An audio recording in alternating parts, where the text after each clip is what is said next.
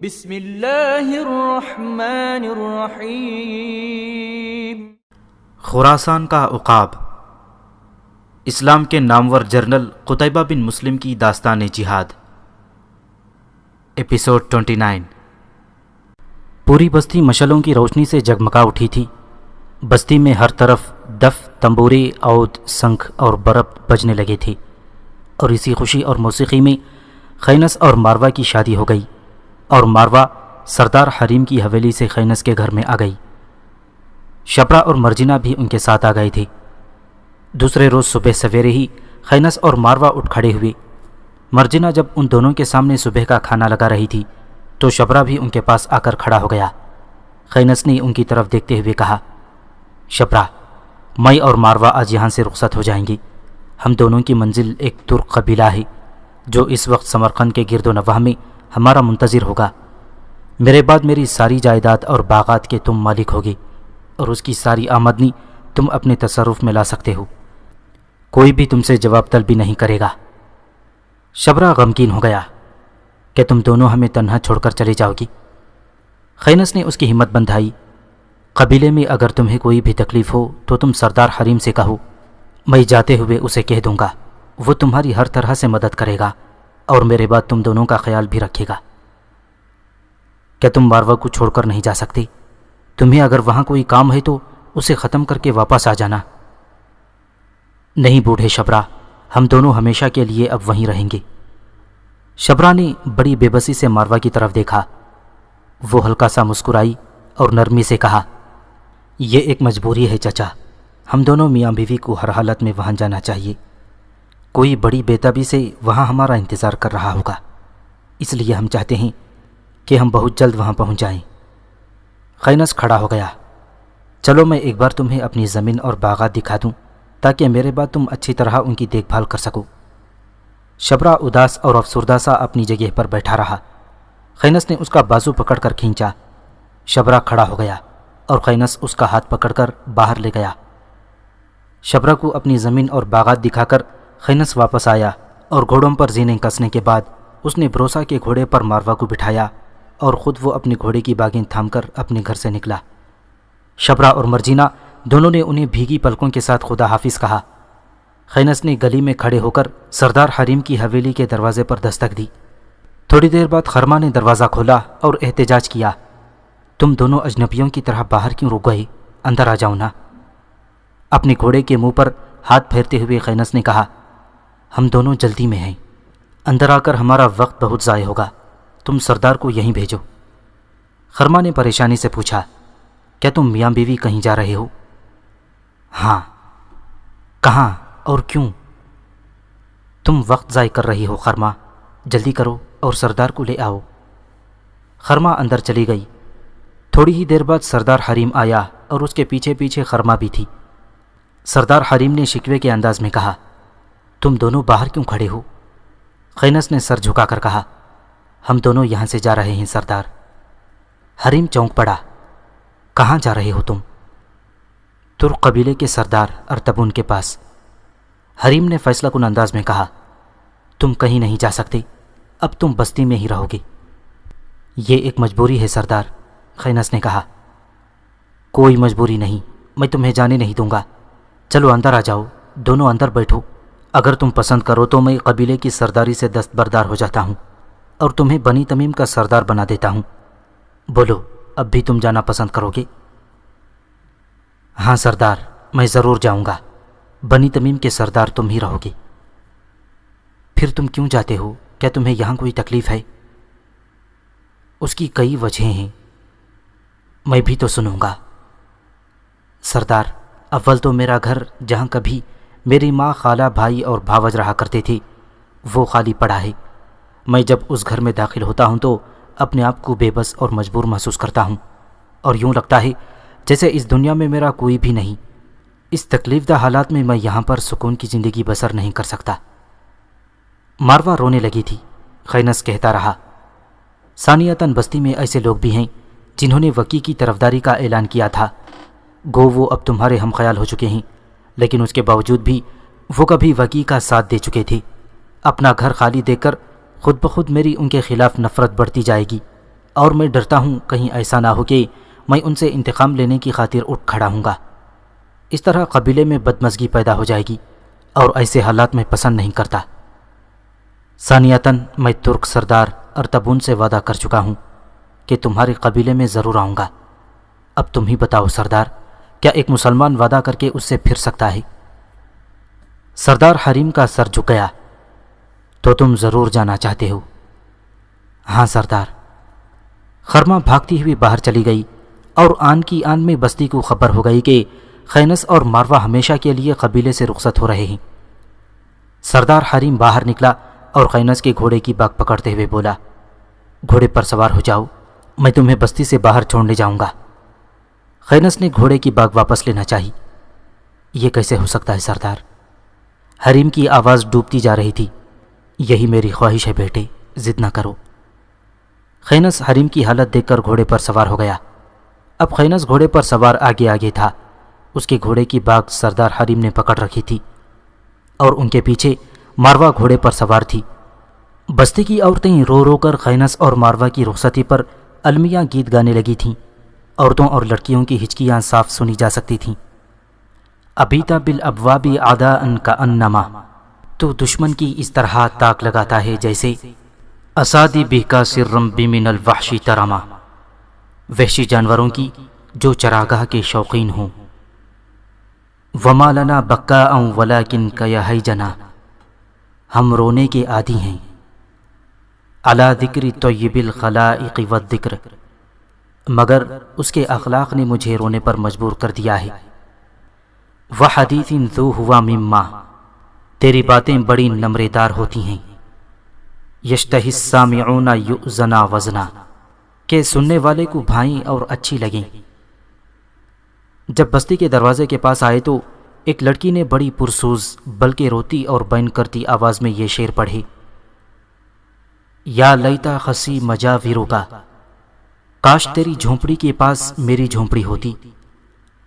الخصہ بداری تقر علینا، وہ جھونپڑی جس میں میری آنکھیں ٹھنڈی رہتیں۔ خینا من الاجر و القمہ، بنسبت پختہ گھر کے بہتر ہے۔ خینس اور ماروا بستی کے دروازے سے باہر نکلے، اس حالت میں کہ سردار حریم نے اس کے گھوڑے کی باگیں تھام رکھی تھیں، ساتھ ہی ساتھ وہ بھی رو رہا تھا اور اپنے امامے سے آنسو بھی پوچھتا جا رہا تھا۔ خینس نے دیکھا بستی کے دروازے سے باہر جارود بن مصب بستی کے بے شمار مردوں کے درمیان کھڑا تھا۔ وہ بھی خینس کی رفاقت میں رو رہا تھا۔ خینس جب اس کے پاس سے گزرا تو جارود نے پر درد لہجے میں کہا، یا اخی انتا ذاہب، اے میرے بھائی تم جا رہے ہو۔ کافی گویا نوتعن من الجمر، گویا میں انگاروں سے داغا جا رہا ہوں۔ سردار حریم اور بستی کے بے شمار نوجوان انہیں بستی سے باہر ایک فرلانگ تک چھوڑنے آئے تھے۔ اس کے بعد خینس اور ماروا رخصت ہو گئے اور مشرق کی سمت وہ دونوں اپنے گھوڑے دوڑانے لگے۔ خینس اور ماروا فربار سے نکل کر بزدہ آئے اور نصف سے ہو کر کش کی طرف جانے لگے۔ شاہراہ کو چھوڑ کر وہ اس تنگ پگڈنڈی میں سے ہوئے جو قصبے کی طرف جاتی تھی، اور وہاں سے وہ سودار کے علاقے میں سے ہوتے ہوئے سمرقند کی طرف جانے والی شاہراہ پر چڑھ گئے۔ اب ان کے سامنے کش شہر دکھائی دے رہا تھا۔ شہر کے آتش کدے اور مسجدوں کے بلند و بالا مینار اجنبی اور مسافروں کے لیے خوشی اور طرب کا پیغام تھا۔ جب وہ شہر میں داخل ہوئے تو ماروا نے تھکی تھکی آواز میں کہا، یہاں ذرا آرام کرنا چاہیے خینس، میں تھک چکی ہوں۔ خینس نے مسکرا کر پوچھا، اتنی جلدی؟ تم تو پہروں سفر کرتے ہوئے نہ تھکتی تھی۔ ماروا غمزدہ ہو گئی، پاؤں کٹ جانے کی وجہ سے میں ایک ٹانگ کو سہارے کے طور پر صحیح طرح سے رکاب میں نہیں جما سکتی، اس لیے تھک جاتی ہوں۔ خینس بھی اداس ہو گیا۔ ماروا کے ساتھ خینس اسی سرائے میں داخل ہوا جس کے باہر اس کا اور حرب کا ٹکراؤ باغر کے چچا زاد بھائی سرقوسا اور اس کے ساتھیوں کے ساتھ ہوا تھا۔ اپنے گھوڑے کی باگیں پکڑے ہوئے سرائے کے مالک سیرس کے پاس آیا اور مسکراتے ہوئے کہا، کمرہ چاہیے۔ خینس کو دیکھتے ہی سیرس مسکرا دیا اور پھر اٹھا اور اپنے سر کو خم کرتے ہوئے کہا، طاقت کے دیوتا، میں تمہیں خوش آمدید کہتا ہوں۔ سرائے کا ایک کمرہ تو کیا، میرا سکونتی گھر تمہارے قیام کے لیے حاضر ہے، بولو کہاں ٹھہرو گے؟ سرائے میں، سریز نے ماروا کی طرف اشارہ کر کے پوچھا، یہ لڑکی تمہارے ساتھ کون ہے؟ میری بیوی ہے۔ اوہ، تم نے شادی کر لی، میں تمہیں مبارکباد دیتا ہوں، شاید تم دونوں ہی تھکے ہوئے ہو، آؤ میں تمہیں کمرہ دکھا دوں، تمہیں آرام کی ضرورت ہے۔ وہ دونوں کو ایک آرام دہ کمرے میں لایا اور کمرے کی ہر چیز دکھانے کے بعد اس نے خینس سے پوچھا، طاقت کے دیوتا، کیا تم کسی کے تعاقب میں نکلے ہو؟ نہیں، میں اپنے دشمنوں سے نمٹ چکا ہوں۔ پھر کہاں جاؤ گے؟ ایک ترک قبیلے کی تلاش میں سمرقند کی طرف جا رہا ہوں۔ کتنے دن یہاں قیام کرو گے؟ صرف ایک رات، آنے والی صبح کو میں سمرقند کی طرف کوچ کر چکا ہوں گا۔ میں تمہارے گھوڑے طویلے میں باندھ دیتا ہوں، ہمارا کھانا بھی بھجوا دو۔ ہاں، ابھی بھجواتا ہوں۔ خینس اور ماروا نے صرف ایک رات سیریز کے سرائے میں قیام کیا۔ اس دوران سیریز نے ان کی ہر خواہش کا احترام کیا اور ان کے لیے ہر ممکن سہولت مہیا کی۔ دوسرے روز صبح ہی صبح اپنے سفر پر روانہ ہو گئے۔ اب وہ شاہراہ کے دونوں جانب سردار ارطبون کے کارواں کو بڑے غور سے تلاش کر رہے تھے۔ اسی حالت میں وہ سمرقند میں داخل ہوئے، مگر سردار ارطبون انہیں کہیں دکھائی نہ دیا۔ انہوں نے سمرقند میں بھی ایک رات ٹھہر کر آرام کیا اور دوبارہ اپنے سفر پر روانہ ہو گئے۔ اب وہ اس شاہراہ پر جا رہے تھے جو سمرقند سے نکل کر تاشقند کی طرف جاتی ہے۔ جب وہ دونوں منزل پر منزل مارتے ہوئے تاشقند کی طرف جانے والی شاہراہ کے اس دوراہے پر آئے جہاں سے ایک راستہ دائیں ہاتھ کو نکل کر زمن شہر سے ہوتا ہوا قواقند اور پھر وہاں سے آگے بڑھتا ہوا دریائے سیمون کے اس پار ازکند شہر کی طرف چلا گیا تھا، تو انہیں اس دوراہے کے قریب ہی سردار ارطبون کا کارواں دکھائی دیا۔ سینکڑوں نہیں، ہزاروں خیمے ایک پہاڑ کے دامن میں لگے ایک بہت بڑے اور بارونق شہر کا منظر پیش کر رہے تھے۔ جب وہ قبیلے میں داخل ہوئے تو کیا بوڑھے اور کیا بچے اور عورتیں سب ان کے استقبال کو نکل پڑے۔ سردار ارطبون کی ٹانگ بھی اب ٹھیک ہو چکی تھی اور وہ بھی خینس اور ماروا کے استقبال کے لیے اپنے خیمے سے باہر آ کر کھڑا ہو گیا۔ اس کے پہلو میں قطونہ بھی کھڑی تھی۔ اس کا دل زور زور سے دھڑک رہا تھا اور وہ بڑی بےتابی سے اس لمحے کا انتظار کر رہی تھی جب خینس ان کے خیمے کے سامنے نمودار ہوتا۔ تھوڑی دیر بعد خینس اور ماروا سردار ارطبون کے خیمے کے باہر نمودار ہوئے۔ خینس اپنے گھوڑے کی باگم پکڑے پیدل چل رہا تھا اور ماروا گھوڑے پر سوار تھی۔ سردار آگے بڑھا اور خینس کو گلے لگا کر اس کی پیشانی اور آنکھیں چومنے لگا۔ قطونہ ماروا کی طرف بڑھی اور اس کی کٹی ہوئی ٹانگ دیکھ کر وہ چونک پڑی۔ اس نے ماروا کے چہرے کی طرف دیکھا، اس کی آنکھوں میں آنسو جھلملا رہے تھے۔ قطونہ نے سہارا دے کر اسے نیچے اتارا۔ وہ بیساکھی کا سہارا لے کر جب 2 قدم آگے بڑھی تو سردار ارطبون کا چہرہ پیلا پڑ گیا۔ اس نے غمزدہ لہجے میں پوچھا، میری بیٹی کی ٹانگ کو کیا ہوا؟ ماروا سسک سسک کر رونے لگی۔ قطونہ بھی رو پڑی تھی۔ خینس نے جواب دیا، ایک حادثے میں کٹ گئی تھی سردار۔ سردار نے بڑی حسرت سے پوچھا، کیسا حادثہ؟ کیوں اور کیسے پیش آیا؟ سردار بڑا بیتاب اور پریشان دکھائی دے رہا تھا۔ میرے دشمنوں نے اس کا پاؤں کاٹ دیا ہے سردار۔ کیا وہ تمہارے قبیلے کے تھے؟ ہاں سردار۔ تمہیں چاہیے تھا کہ ان کی گردنیں کاٹ دیتی۔ ماروا نے خود ہی انہیں اپنی تلوار سے موت کی نیند سلا دیا تھا۔ خینس نے کہا۔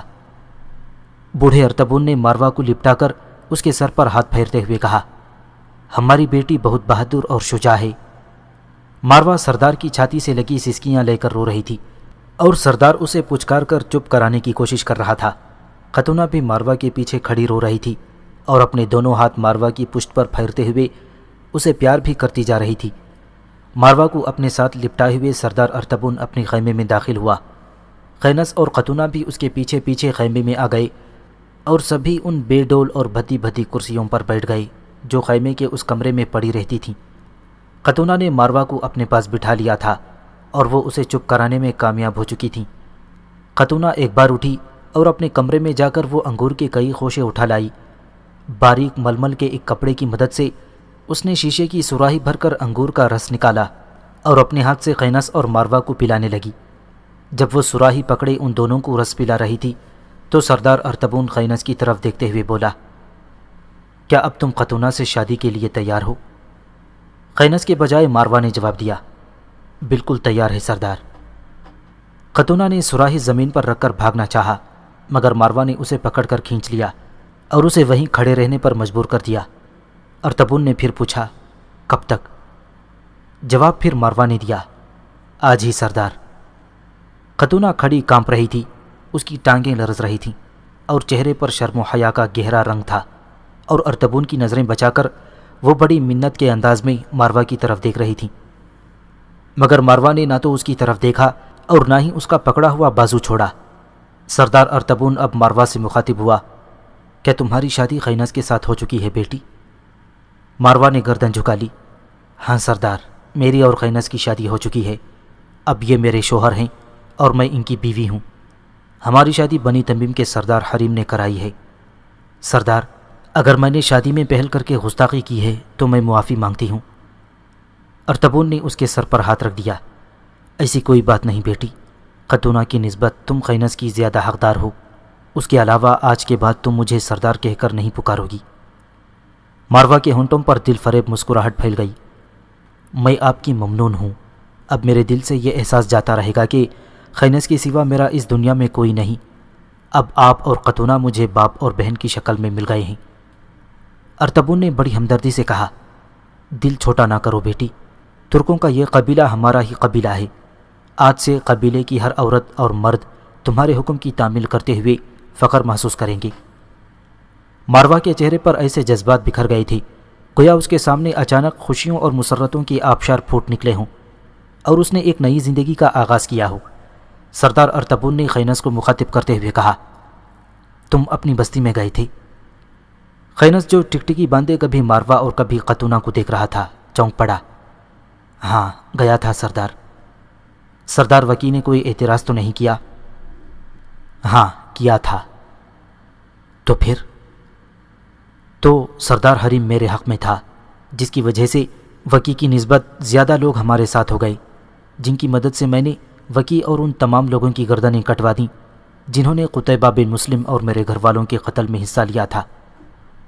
سردار ارطبون اٹھا، آتش دان کے پاس ہی ایک طرف چھوٹی سی ایک خوبصورت نوبت پڑی ہوئی تھی، ارطبون نے اس پر چوٹ لگائی۔ دوسرے ہی لمحے ایک جوان اندر آیا اور خیمے کے دروازے کے پاس کھڑے ہو کر اپنا سر ایک بار خم کرنے کے بعد سیدھا کھڑا ہو گیا اور سردار کے حکم کا انتظار کرنے لگا۔ ارطبون نے تحکمانہ انداز میں کہا، آج شام خینس بن یوسف اور خاتونہ کی شادی ہوگی، قبیلے والوں سے کہو کہ سارے انتظامات صرف 2 گھڑی میں مکمل کریں۔ اس جوان نے ایک بار پھر اپنی گردن خم کی اور واپس مڑتا ہوا بڑی تیزی سے چلا گیا۔ سردار ارطبون جب دوبارہ اپنی جگہ پر آ کر بیٹھ گیا تو خینس نے پوچھا، نوتس کہاں ہے؟ وہ ریوڑ چرانے والے نوجوانوں کے ساتھ گیا ہوا ہے، میں نے اسے بہت منع کیا کہ تم ریوڑ کے ساتھ مت جایا کرو اور اپنے خیمے میں آرام کیا کرو، پر شاید اسے آرام دہ زندگی سے نفرت ہے۔ میں نے اسے ایک نیا اور آرام دہ خیمہ مہیا کیا ہوا ہے، مگر اس میں وہ بہت ہی کم نظر آتا ہے۔ خینس مسکرا رہا تھا، تمہارا اندازہ درست ہے سردار، اسے بیکار زندگی سے نفرت ہے، وہ چاہتا ہے کہ کچھ نہ کچھ کرتا ہی رہے اور اپنے آپ کو مصروف رکھے۔ اگر تم کہو تو میں اسے کوئی جوان بھیج کر بلاؤں؟ خینس کوئی جواب دینے لگا تھا کہ خیمے کے دروازے کے پاس سے آواز آئی، مجھے بلانے کی ضرورت نہیں سردار، میں خود ہی حاضر ہوں۔ سب نے نظریں اٹھا کر دیکھا تو وہاں بوڑھا نوتس کھڑا تھا۔ وہ تیز تیز قدم اٹھاتا ہوا اندر آیا اور خینس سے گلے ملتے ہوئے اس نے پوچھا، کب آئے؟ خینس نے زور سے اسے اپنے ساتھ لپٹا لیا، تھوڑی ہی دیر ہوئی ہے۔ خینس سے علیحدہ ہو کر بوڑھا نوتس ماروا کی طرف بڑھا اور جب اس کی نظر اس کے کٹے ہوئے پاؤں پر پڑی تو وہ اپنی جگہ پر جم کر رہ گیا۔ وہ بہت کچھ پوچھنا چاہتا تھا مگر اس کی زبان ساتھ نہ دے رہی تھی، اس کے ہونٹ خشک ہو گئے تھے، جن پر زبان پھیرتے ہوئے اس نے پوچھا، بیٹی یہ تمہاری ٹانگ؟ ماروا کی گردن جھک گئی اور آنکھیں پھر نمناک ہو گئیں۔ خینس نے ہی اس کی جگہ جواب دیا، قبیلے میں میرے دشمنوں نے اس کی ایک ٹانگ کاٹ دی ہے۔ نوتس نے روتی ہوئی آواز میں کہا، کیسے ظالم لوگ ہیں جو معصوم اور خوبصورت پھولوں کو پاؤں تلے مسل دیتے ہیں۔ ماحول اداس اور افسردہ ہو گیا تھا اور شاید اسی دباؤ کو کم کرنے کی خاطر خاتونہ اٹھی اور سب کے سامنے کھانے کے برتن رکھنے لگی۔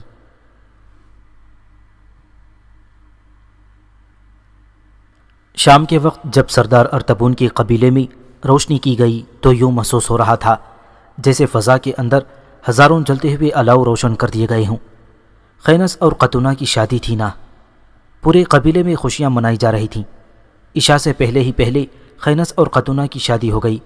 سردار ارطبون مطمئن تھا اور قبیلے کی خوشی کی کوئی انتہا نہ تھی۔ دوسرے روز صبح قبیلے کے سرکردہ لوگوں کو جمع کیا گیا، جن کی موجودگی میں ارطبون نے اپنی بجائے خینس کو قبیلے کا سردار بنایا۔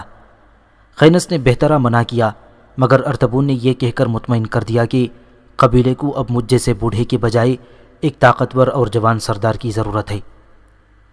اس کے بعد قبیلے نے کوچ کیا۔ سب سے آگے خینس اپنے گھوڑے پر سوار تھا۔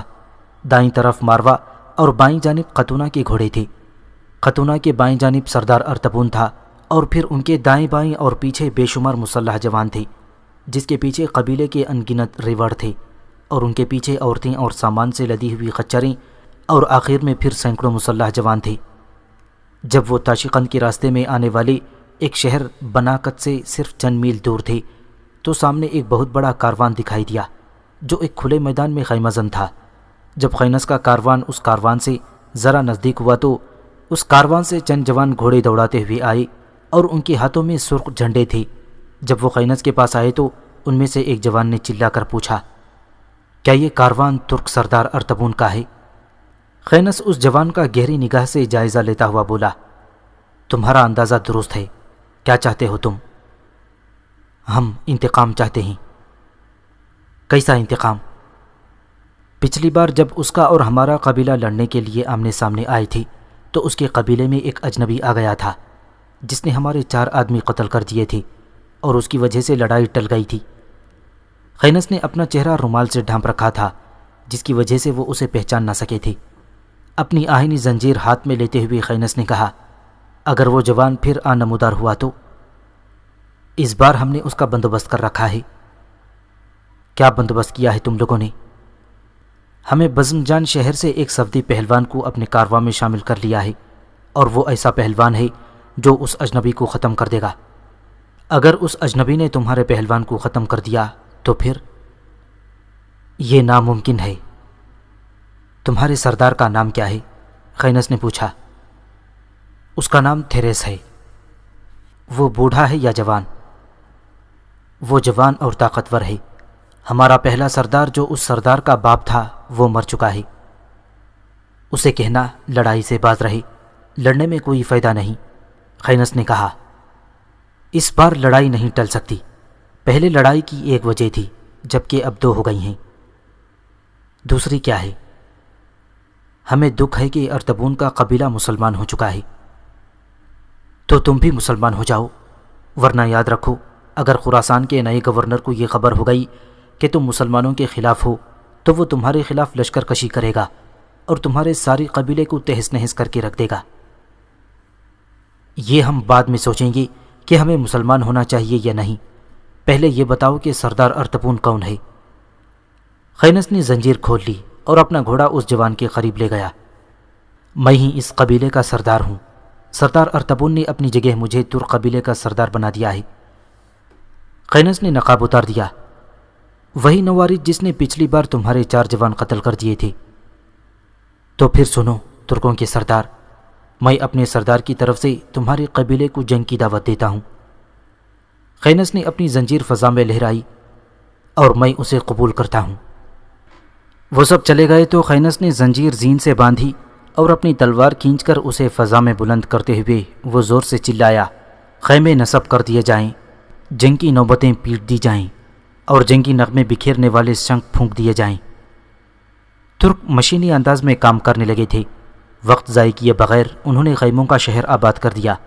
اس کے بعد سارے مسلح جوان خیموں کے سامنے آ کر کھڑے ہو گئے۔ خینس نے ان کی صفیں درست کیں، کچھ جوانوں کو عورتوں اور بچوں کی حفاظت پر مامور کر دیا، اور جب وہ اپنا گھوڑا دوڑاتا ہوا اپنی صفوں کے سامنے آ کر کھڑا ہو گیا تو قبیلے کے خیموں میں سے کئی نوبتیں خوفناک آوازوں کے ساتھ بج اٹھیں اور شنکھ رمزیہ نغمے بکھیرنے لگے۔ خینس نے تلوار کے اشارے سے چند جوانوں کو اپنے پاس آنے کو کہا، اور ان کے ساتھ وہ اپنا گھوڑا دوڑاتا ہوا صفدی قبیلے کے پاس آیا اور قریب آ کر بلند آواز میں کہا، تمہارا سردار تھیرس کہاں ہے؟ ان کی صفوں میں سے آواز آئی، ادھر آؤ۔ خینس اپنے ساتھیوں کے ساتھ وہاں آ کر ایک جوان کے سامنے کھڑا ہوا اور پوچھا، کیا تم ہی سردار تھیرس ہو؟ اس نے تائید کی، ہاں۔ کیا ہمارے تمہارے درمیان جنگ ٹل نہیں سکتی؟ خینس نے پوچھا۔ ہرگز نہیں، آج ہماری اور تمہاری جنگ ناگزیر ہے۔ تو پھر میرے ساتھ ایک معاہدہ کرو۔ کیسا معاہدہ؟ میں اپنے قبیلے کی طرف سے میدان میں اتروں گا، تم بھی اپنا بہترین طاقتور اور جنگ کا ماہر جوان میدان میں اتارو۔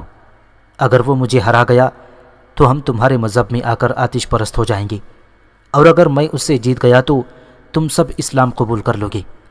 اس طرح سارا قبیلہ آپس میں ٹکرانے سے بچ جائے گا اور نقصان کم ہوگا۔ کیا تم اسے قبول کرتے ہو؟ تھیرس نے ذرا سوچ کر جواب دیا، ہمیں منظور ہے۔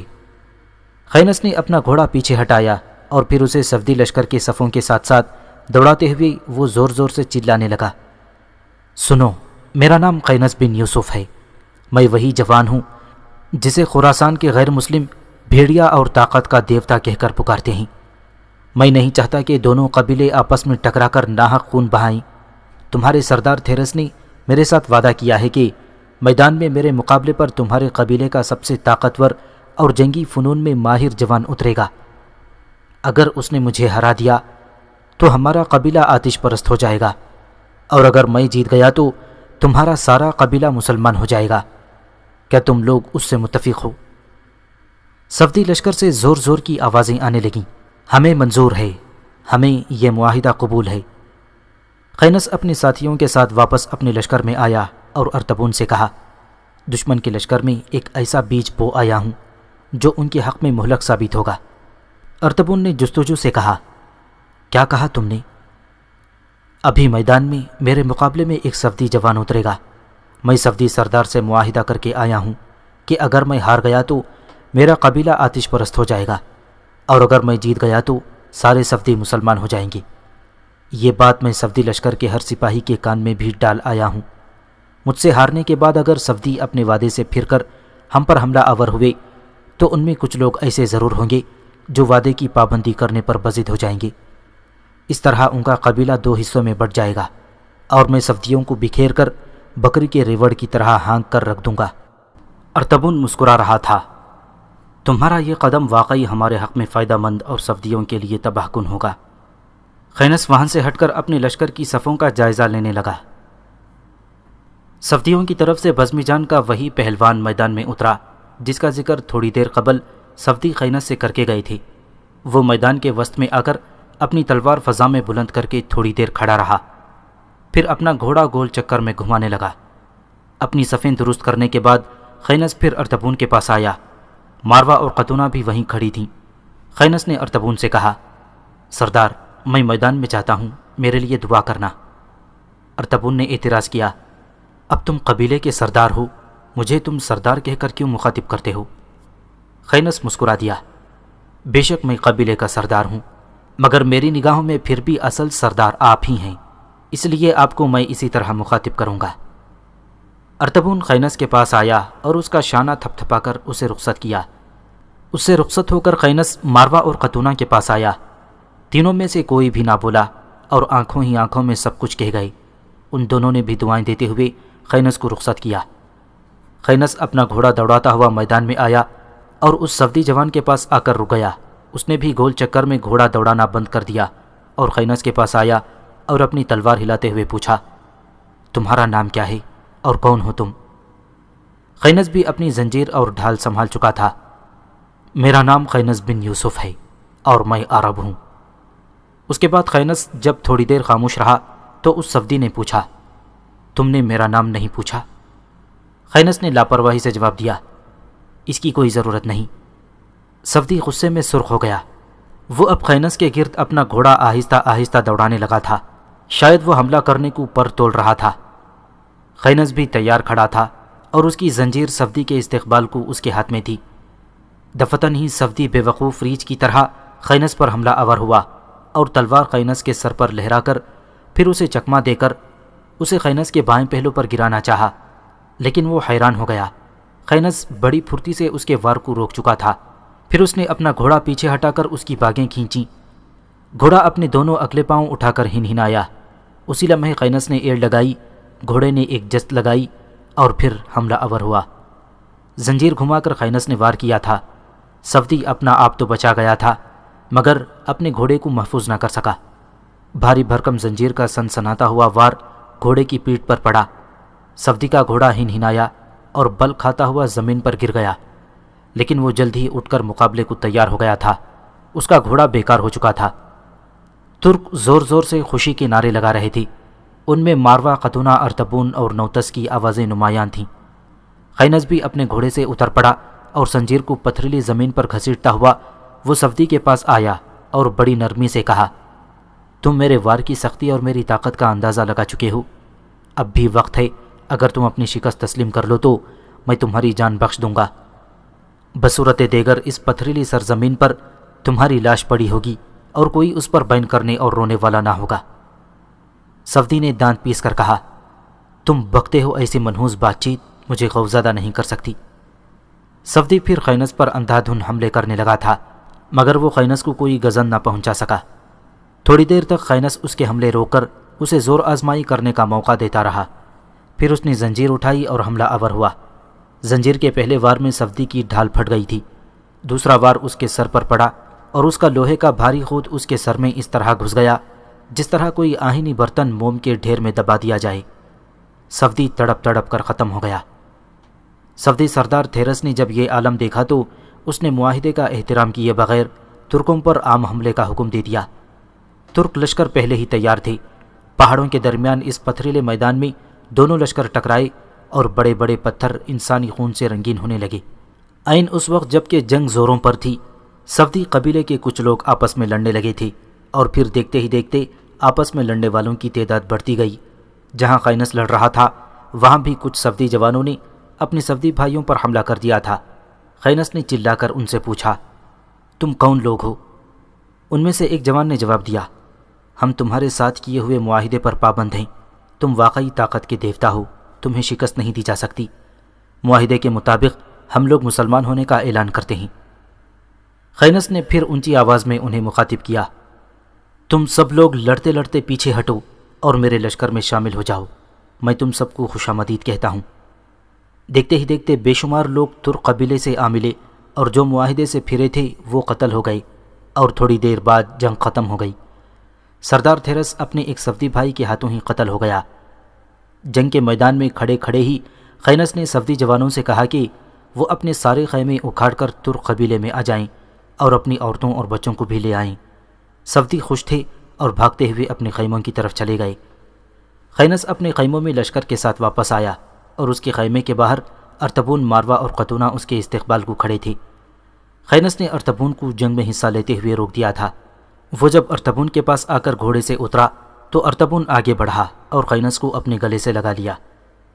جو غیر مسلم تمہیں طاقت کا دیوتا کہتے ہیں وہ غلط نہیں کہتے۔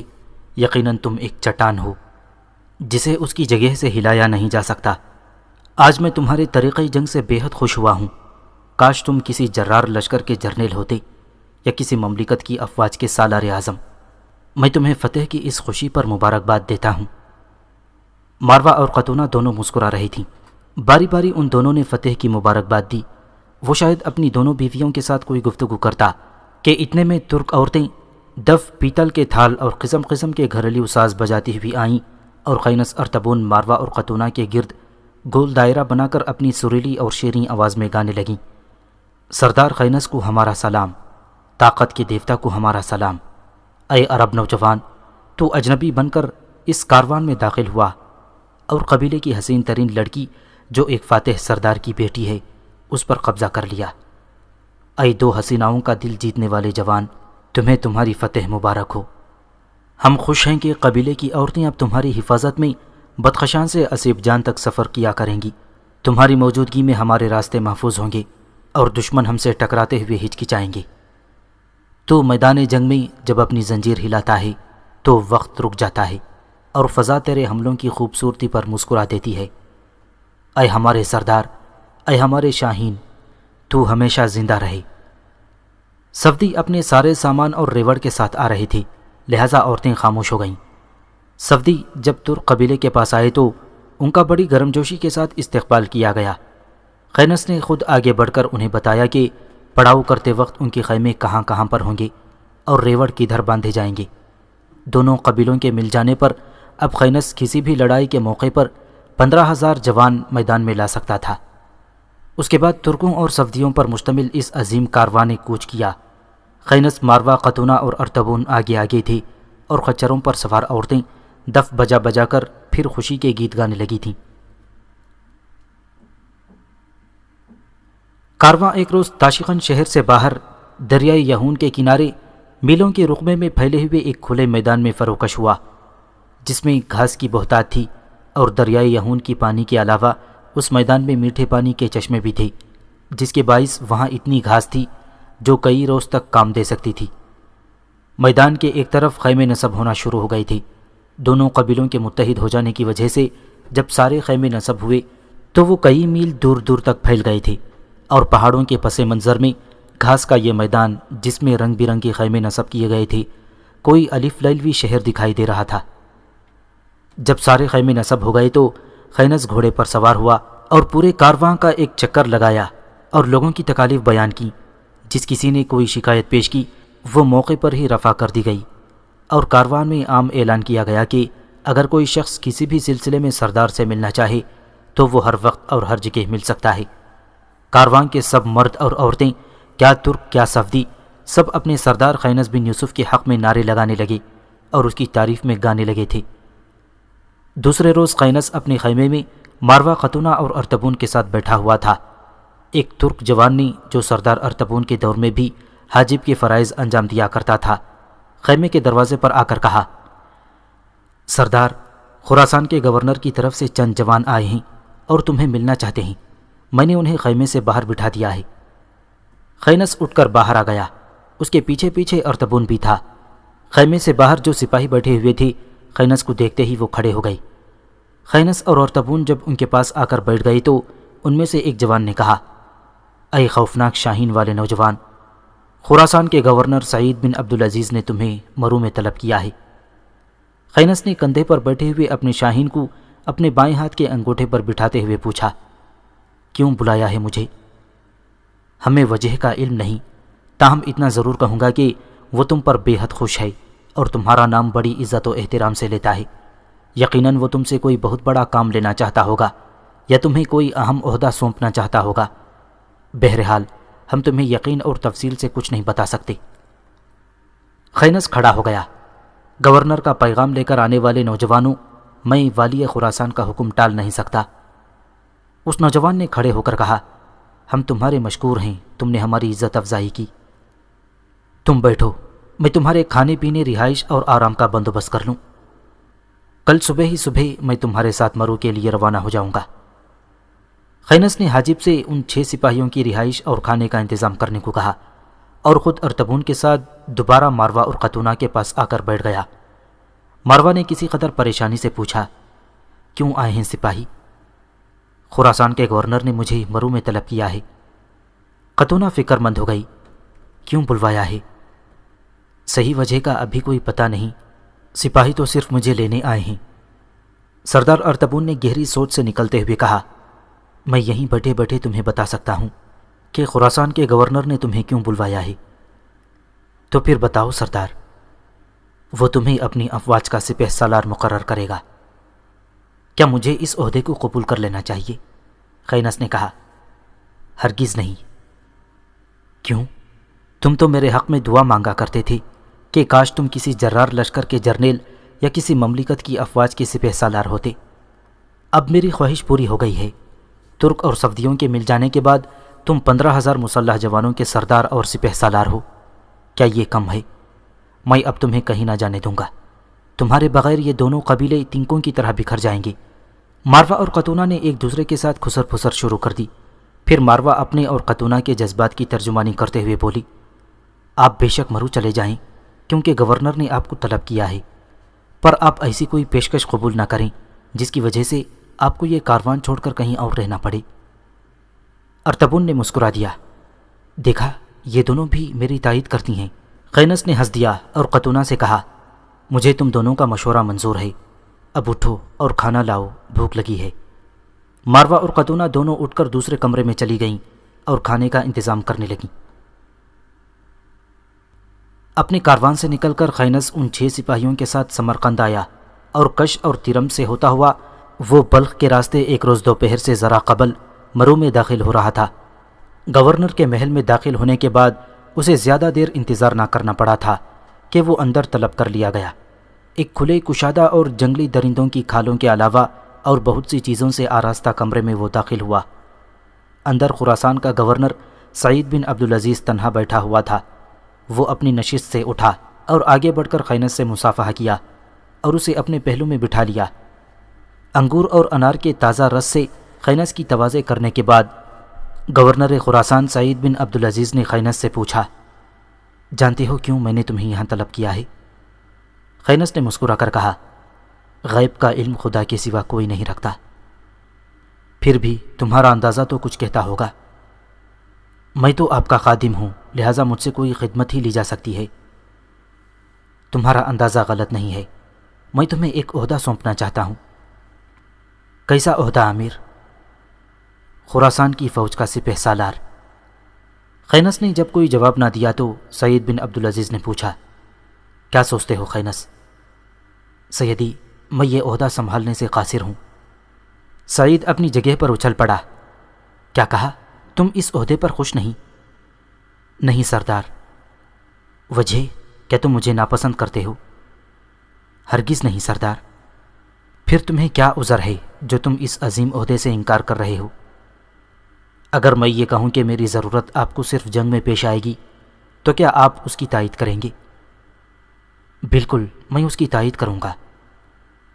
تو پھر میں وعدہ کرتا ہوں کہ جب بھی آپ کسی دشمن کے خلاف اٹھے، میں 15,000 آزمودہ کار فنون سپاہ میں خوب منجے ہوئے جوان لے کر آپ کی افواج سے آ ملوں گا۔ وہ کس طرح؟ ایک ترک قبیلے کا سردار جس کا نام ارتبون ہے، کسی زمانے میں میرا دوست اور محسن تھا۔ وہ خانہ بدوش ہیں اور گرمیوں میں بدخشان سے اسیب جان کی طرف اور سردیوں میں اسیب جان سے بدخشان کی طرف سفر کرتے ہیں۔ اس سردار نے اپنی لڑکی سے میری شادی کر دی ہے اور مجھے قبیلے کا سردار بنا دیا ہے۔ اسی دوران ہمارا سامنا صفدیوں کے ایک خانہ بدوش قبیلے سے ہو گیا تھا اور میری حکمت عملی سے وہ صفدی قبیلہ مسلمان ہو گیا۔ اب میں دونوں قبیلوں کا سردار ہوں اور میرے پاس اب 15,000 آزمودہ کار سپاہی ہیں جنہیں میں کسی بھی وقت میدان میں لا سکتا ہوں۔ آپ کو جب کبھی بھی ضرورت پیش آئے، میں اپنے اس 15,000 کے لشکر کو لے کر آپ کی افواج سے آ ملوں گا، اور اس وقت جو بھی جیسی بھی خدمت آپ مجھ سے لیں گے میں انکار کرنے کی ضرورت نہیں کروں گا۔ اگر تم ایسا کرو گے تو میں بے حد خوش ہوں۔ اس طرح ہمیں اپنی فوج کے علاوہ 15,000 جوانوں کا تربیت یافتہ ایک اور لشکر مل جائے گا، اور چونکہ ان نوجوانوں نے تم سے تربیت لی ہوگی لہٰذا میں ان پر زیادہ بھروسہ کر سکوں گا۔ میں آپ کو اپنے پورے تعاون کا یقین دلاتا ہوں۔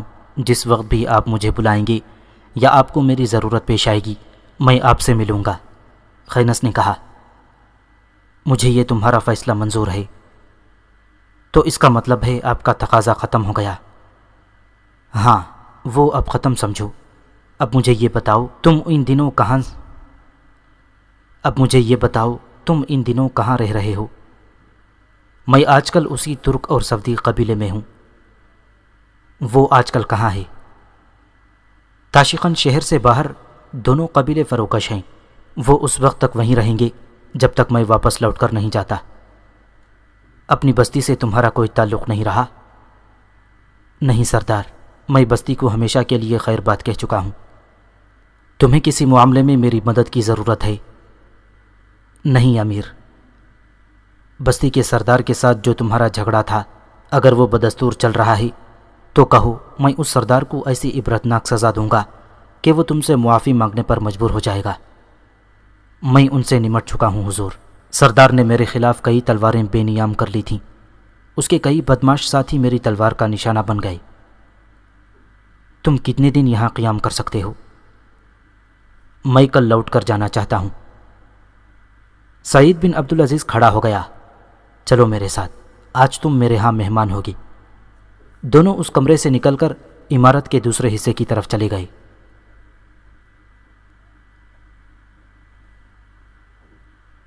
مرو سے تاشقند کی طرف واپس جاتے ہوئے خینس نے ایک رات تیرمس میں قیام کیا اور دوسرے روز وہ پھر اپنے سفر پر روانہ ہو گیا۔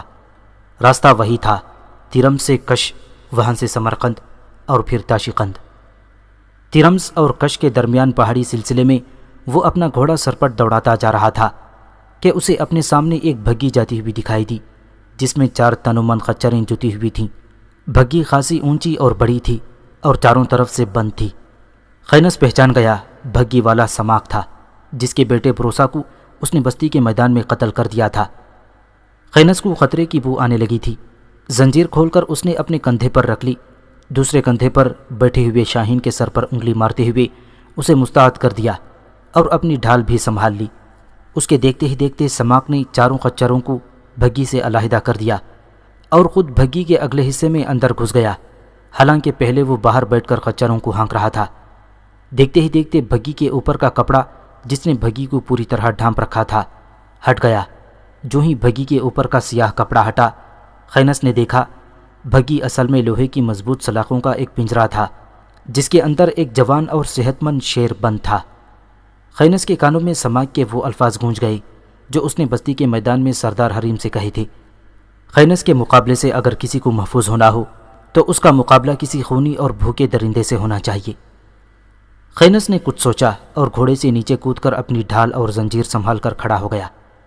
دفتن ہی لوہے کے اس پنجرے کا دروازہ کھلا اور وہ بھوکا شیر غراتا ہوا باہر نکل آیا۔ زمین پر آتے ہی وہ دہاڑا۔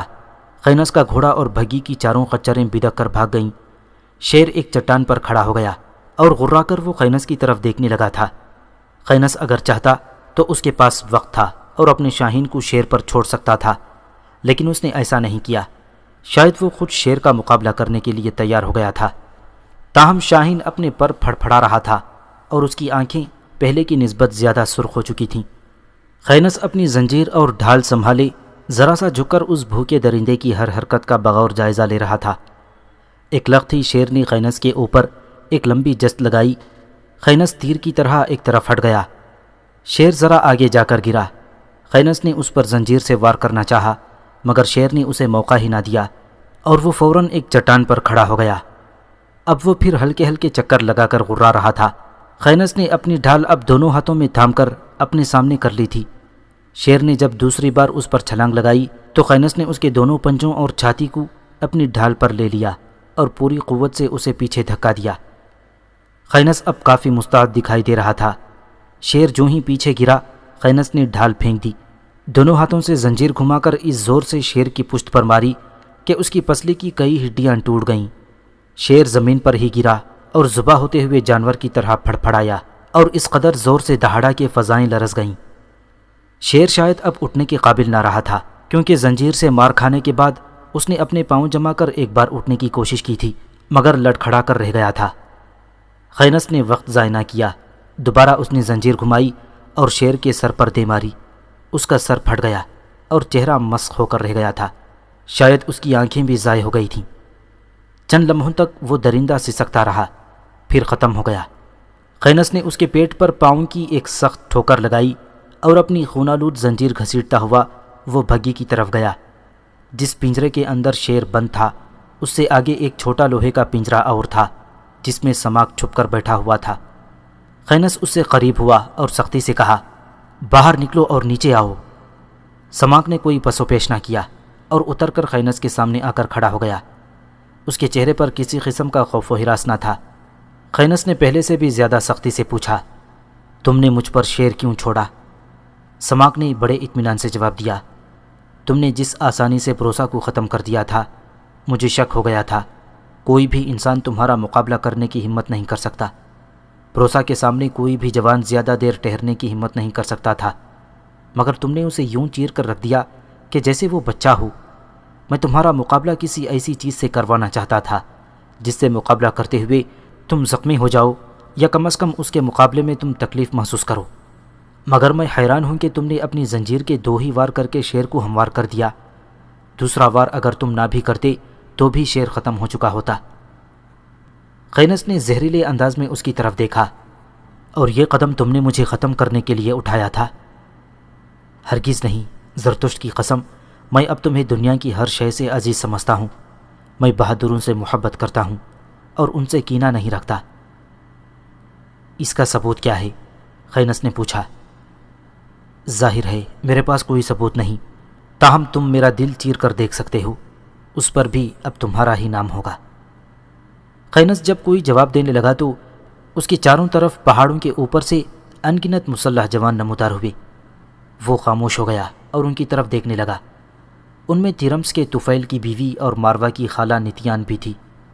خینس نے سماک سے پوچھا، بوڑھے سماک، کیا یہ تمہاری بہن ہے؟ سماک بھی ادھر ہی دیکھ رہا تھا۔ ہاں، یہ میری بہن ہے۔ یہ ہم سے کیا چاہتی ہے؟ پچھلی رات میں نے تیرمس میں اس کے ہاں قیام کیا تھا۔ میں نے اسے بتایا تھا کہ میں خینس بن یوسف پر، جسے لوگ طاقت کا دیوتا کہتے ہیں، بھوکا شیر چھوڑ کر دیکھنا چاہتا ہوں کہ کیا واقعی وہ طاقت کا دیوتا ہے۔ شاید یہ بھی مقابلہ دیکھنے کے لیے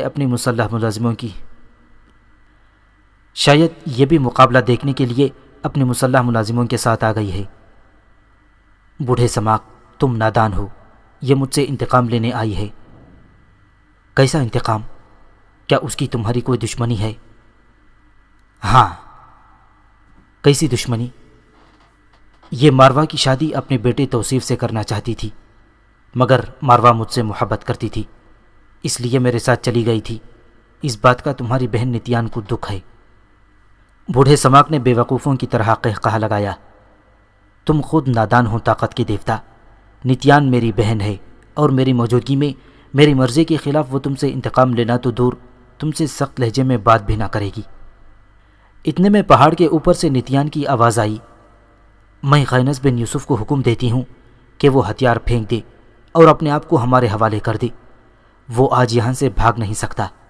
میں اسے اس طرح سے اذیتیں دے دے کر ماروں گی جس طرح باغر اور اس کا چچا زاد بھائی برقع اس سے ختم کرنا چاہتے تھے۔ سماک کو شاید اپنے کانوں پر اعتبار نہ آیا تھا۔ بڑے حیرت انگیز لہجے میں اس نے خینس سے پوچھا، کیا یہ میری بہن نتیان بول رہی ہے؟ ہاں بوڑھے سماک۔ تو جو کچھ اس نے کہا ہے وہ تم نے بھی سنا؟ یہ میرے کانوں کا دھوکہ ہے۔ یہ حقیقت ہے بوڑھے سماک، خینس نے کہا۔ بوڑھے سماک کا رنگ غصے میں سرخ ہو گیا تھا۔ اس نے اپنے دونوں ہاتھ منہ کے دائیں بائیں جمائے اور پھر اس قدر زور سے چلا کر کہا کہ ارد گرد کے پہاڑ بھی گونج اٹھے۔ میں اپنی بہن سے کہتا ہوں خینس بن یوسف سے انتقام کا ارادہ ختم کر دے اور فوراً واپس چلی جا۔ نتیان نے چلا کر کہا، یہ کبھی نہیں ہو سکتا۔ تو پھر سنو، میرا نام سماک ہے۔ تم جانتی ہو میں بزدل نہیں۔ خینس بن یوسف کی طرف بڑھنے کے لیے تمہیں اپنے بھائی سماک کی لاش پر سے گزرنا ہوگا۔ نتیان کی غسیلی آواز پھر سنائی دی، اگر مجھے ایسا بھی کرنا پڑا تو میں کر گزروں گی۔ خینس بن یوسف کو حاصل کرنے کے لیے یہ میرے لیے مہنگا سودا نہیں ہے۔ تو پھر سن او مکار عورت، خینس اور ماروا کی شادی ہو چکی ہے اور میں ہر حالت میں اور ہر قیمت پر اپنی بھانجی کے شوہر کی حفاظت کروں گا۔ نتیان کی آواز پھر سنائی دی، میں پھر حکم دیتی ہوں کہ خینس ہتھیار پھینک کر اپنے آپ کو ہمارے حوالے کر دے۔ جواب سماک نے ہی دیا تھا، یہ ہتھیار نہیں پھینکے گا۔ تم اگر پکڑنا چاہتی ہو تو اپنے ساتھیوں کے ساتھ ہمارے مقابلے پر آ جاؤ۔ نتیان نے ہوا میں ہاتھ لہرایا اور پہاڑ کے اوپر کھڑے اس کے مسلح آدمی خینس اور سماک پر پتھروں کی بارش کرنے لگے۔ خینس اور سماک نے اپنی ڈھالیں سامنے کر لیں اور پتھروں سے بچنے کی کوشش کرنے لگے۔ پتھروں کی بارش میں نتیان کی آواز پھر گونجی، سب سے پہلے اس کا شاہین اس سے چھین لینا۔ وہ اس کے دشمن پر حملہ کرتا ہے، اس کے لیے شکار کرتا ہے اور سب سے بڑھ کر پیغام رسانی کرتا ہے۔ پتھروں کی بارش جب ناقابل برداشت ہونے لگی تو خینس نے سماک سے کہا، بوڑھے سماک، ادھر آؤ، اس سامنے والی چٹان کے نیچے جا کر لیٹ جاتے ہیں، وہاں ہم ان پتھروں سے محفوظ ہو جائیں گے۔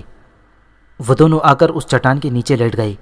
پھر لباس کا چھوٹا سا کپڑا پھاڑنے کے بعد اس نے خنجر کی مدد سے اپنی ران پر چھوٹا سا زخم لگایا اور خنجر کی نوک زخم سے نکلنے والے خون میں ڈبو کر اس نے کپڑے کے ٹکڑے پر لکھا، المدد۔ کپڑا تہہ کر کے اس نے شاہین کی ٹانگ سے باندھا اور اسے ہوا میں اچھال دیا۔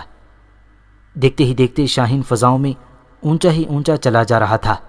پھر اس نے اپنا رخ فربار کی طرف کیا اور تیزی سے اوپر پرواز کرنے لگا۔ خینس سنبھل کر دشمن کا جائزہ لینے لگا تھا کہ ایک ساتھ کئی آدمی ان دونوں پر کود گئے اور پھر ایک کے بعد دوسرا۔ کئی اور آدمی ان پر کودے تھے اور انہیں گرفت میں لے کر آہنی زنجیر میں جکڑ دیا گیا تھا۔ نتیان بھی نیچے اتر آئی تھی۔ خینس اور سماک کو گھوڑوں پر سوار کیا گیا۔ کچھ مسلح آدمی ان کے آگے پیچھے ہو گئے۔ نتیان درمیان میں رہی اور وہ کش کی طرف روانہ ہو گئے۔